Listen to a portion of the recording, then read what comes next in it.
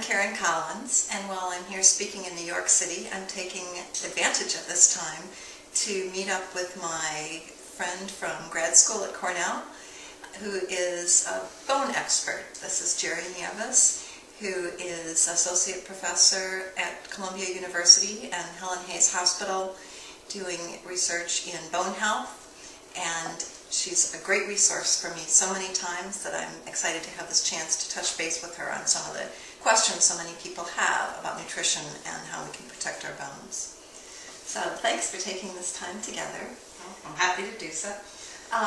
What's the latest as far as calcium? You know, is kind of the more the better, the best thing. Everybody knows calcium is important for bone health, but I think a lot of people are really confused about when they're getting enough.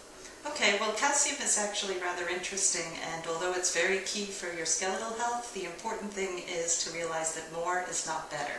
So when you take calcium, we have been very careful at targeting exactly the amounts that you need at certain ages.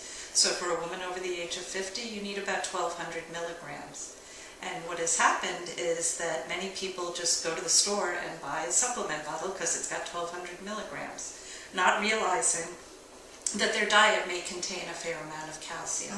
So what we're trying to recommend now is that more is not necessarily better. Think about what you get in your diet and only supplement to get up to that amount that you need, because that amount of 1,200 milligrams should be both diet and supplement. We were talking earlier, you had mentioned that in terms of men and the concern about too much calcium, that there's an end point where more and more calcium doesn't work.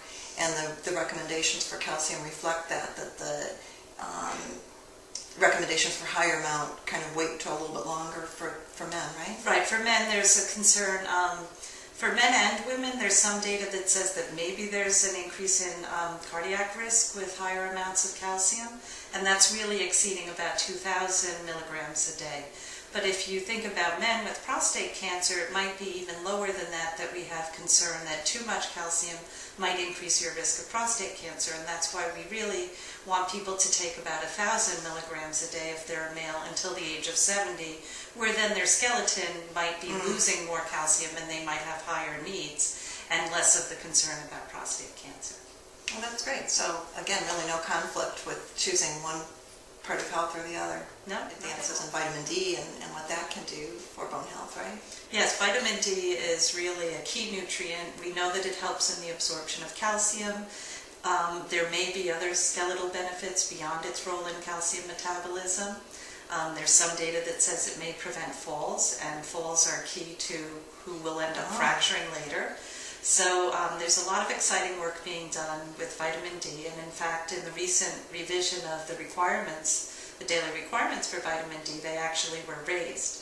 And so clearly a lot of people believe it's important, and from 1 year all the way until 70 you need 600 international units, and after 70 you need 800 international units. So unfortunately this is one nutrient where it's very difficult to get enough vitamin D from food, and you may have to rely on a supplement for that.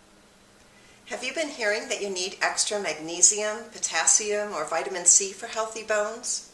Check the next section of my interview with Dr. Nieves when I ask her about that.